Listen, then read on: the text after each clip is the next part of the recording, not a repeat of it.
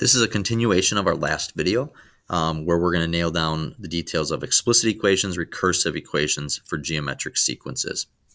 An explicit equation is an equation used to find the nth term, meaning it finds any term we want. We can use it to find the 50th term. We can use it to find the 106th term simply by plugging in the term number into the equation. So if I wanted the 106th term, I would plug in 106 in for n in the explicit equation. In our last video, we only wrote explicit equations. So these values here, or these equations here, for t of n were all explicit equations, meaning if I wanted a specific term, I plug that number into the equation. So an explicit equation has as a general form, we can see it here, it's t of n is equal to the 0th term. So in each equation here, these were all the 0th term. Remember, coming before the first term, so they're not part of the sequence. They just help us generate the sequence. And we multiply that by b, which was our common ratio, or our multiplier, to the power of n.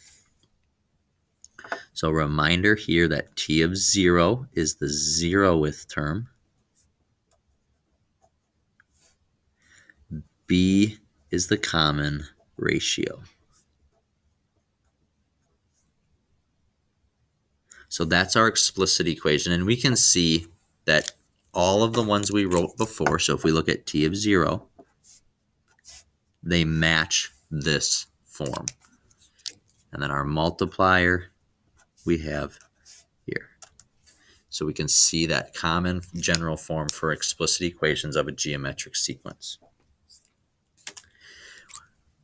Recursive equations. So recursive equations are those ones that were used to find the next term. So it's essentially just saying what's happening to find the next number in the sequence. So it has a very similar form to what we had for arithmetic.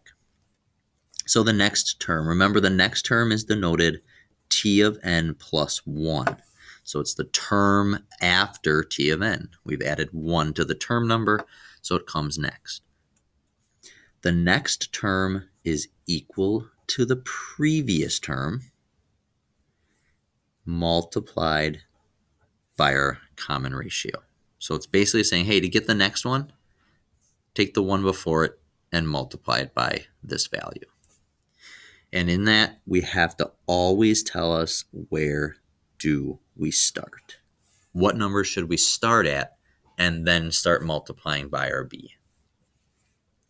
So just real quick, t of n plus 1 equals the next term. T of n is the previous term.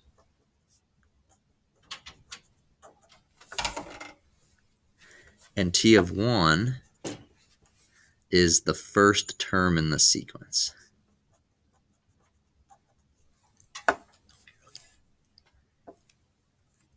So let's go ahead and do a couple examples with this recursive piece. So we're just going to focus on the recursive equation here. Just like arithmetic, the beginning of the recursive is always going to remain the same. So we're always going to have that t of n plus 1 equals t of n. So let's go ahead and write that. So t of n plus 1 is equal to t of n times b. So we have to find out what that multiplier is.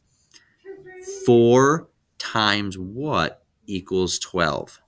The multiplier is 3. So I'm saying that to get the next term in the sequence, we just keep multiplying by 3. So if I want the next term, I take the one before it times 3. And I start this sequence with the value of 4. And again, that's always coming from right here. So the first term always has to be said. If we look at b, I'm starting with the same thing. T of n plus 1 equals t of n times my multiplier. So I got to find out what my multiplier is. So 15 30 times what gives us 15? 1/2. It is dividing by 2, which is the same as multiplying by half. Remember, in our equation, we want a multiplication of b. We don't want to include division in our equation. What's the first term? The first term is 30. Again, coming from there. And our final equation, recursive still. 9 times what gives us 10.8? Ooh, I'm stuck. I can't think of that number. It's not so apparent right off the bat. So to find my b value, remember we take the next term in the sequence divided by the previous term. So I'm going to take 10.8 and I'm going to divide it by the one before it. And this gives us 1.2. So this is my multiplier. I can always find that value by dividing a number by the one before it. It's okay to have decimal ratios. So like, for example, here, instead of 1/2, if you wanted 0.5, you could have that as well. Maybe you look and do 15 divided by 30, and you have 0.5. All right, so moving back to C, have my multiplier. So I start with t of n plus 1 equals t of n times b, and b is 1.2. And the first term is 9. And that is how we can write explicit equations for geometric sequences, as well as recursive equations for geometric sequences. Hope this helps.